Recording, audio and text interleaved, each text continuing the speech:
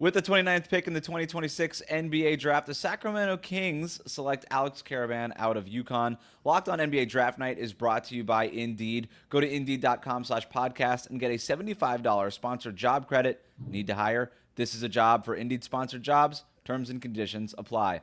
I'm Wes Goldberg, joined now by James Ham of Locked on Kings. The Kings moving up to 29, swapping with the Cleveland Cavaliers to get here to take Alex Karaban.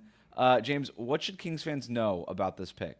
Yeah, first of all, it wasn't super expensive. They gave up the 34th pick and, of course, a future second to move up to 29. We don't know what that future second is at this point.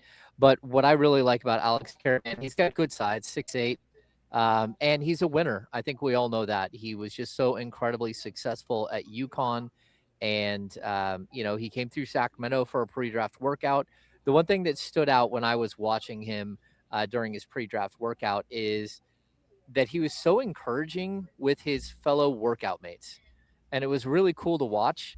I haven't seen another prospect do that where he was literally like telling somebody, you got this, come on, you got it, settle in, you can hit it.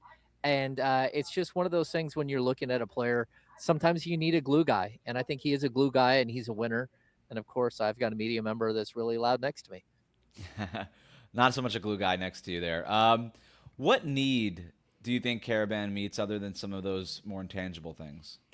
Yeah, I mean, I think the intangible stuff is there, but it's tough. I was slightly concerned about the size, the speed, the quickness, and how is he going to fit at the NBA level. And I'm not positive that he will long term. I was just comparing him a little bit to Trey Lyles, who we had here in Sacramento, who was a glue guy, a quiet glue guy, but a very much so a glue guy. Good shooter, good passer, smart basketball player, and a winner as well.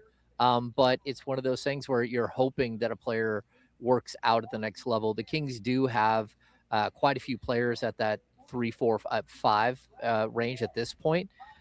They've got to do something, whether it's with Domantas Sabonis or whether it's one of the other guys. But I also know that there's a good chance that Precious Achua is going to be back in Sacramento, and so they could have a glut at that 4-5 area. So they grabbed Darius Acuff higher up in the draft. They move back up into the back end of this draft to take this pick. Overall, what do we know about what the Kings are trying to accomplish this offseason? Well, I think what they're trying to accomplish is resetting their entire roster. It's something that Scott Perry was able to accomplish in New York with the Knicks a few years ago, and he would love to do the same thing here in Sacramento. It's just so incredibly difficult because of all the bloated older players that they had, the bloated contracts and the older players. If they can move off of a Sabonis, or we already know there's a good chance that they're going to buy out and stretch provision the $10 million for DeMar DeRozan.